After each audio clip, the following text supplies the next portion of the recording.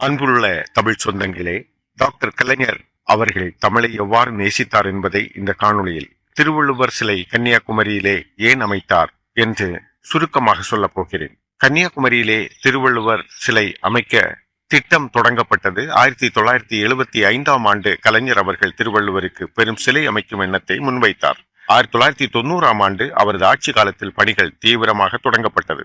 1 ஜனவரி 2000 அன்று திருவள்ளுவர் சிலை திறந்து வைக்கப்பட்டது. இதன் மூலம் கலைஞர் கூற விரும்பிய செய்தி என்னவென்றால், தமிழ் உலகளாவிய மொழி என்றும் திருவள்ளுவர் உலகம் போற்றும் ஞானி என்பதை உலகிற்கு காட்ட அவர் விரும்பினார். திருக்குறளின் மகத்துவம், அறம், பொருள், இன்பம் என்ற உயர்ந்த வாழ்க்கை நெறிகளை மக்கள் பின்பற்ற வேண்டும் என்று முன்மொழிந்தார். தமிழரின் பெருமை, தமிழரின் பண்பாடு கடலை தாண்டி உயர்ந்தது என்பதை நிலைநிறுத்தினார். தமிழுக்கு நிலையான அடையாளம் உலக சுற்றுலா பயணிகள் காணும் இடத்தில் சிலை அமைத்து தமிழை பெருமைப்படுத்தினார். அன்பு தமிழ் நெஞ்சங்களே, தமிழ் மொழிக்காக பல இலக்கியங்கள், உரைகள், நாடகங்கள், திரைப்பட வசனங்கள் எழுதியவர் அவர். பள்ளி கல்லூரிகளில் தமிழ் வளர்ச்சிக்கான திட்டங்களை கொண்டு வந்தார். தமிழுக்கு செம்மொழி மரியாதை கிடைக்க தொடர்ந்து பாடுபட்ட திருவள்ளுவர் சங்க இலக்கியம், தமிழ் வரலாற்று ஆகியவற்றை மக்களிடம் கொண்டு சென்றார். கடலின் நடுவே உயர்ந்து நிற்கும் திருவள்ளுவர் சிலை தமிழ் என்றும் அழியாது என்பதற்கான அடையாளமாகும் என்ற உயர்ந்த எண்ணத்தையே கலைஞர் மக்களிடம் பதிய செய்தார். அன்புள்ள தமிழ் மக்களை புரிந்து கொள்ள வேண்டும்.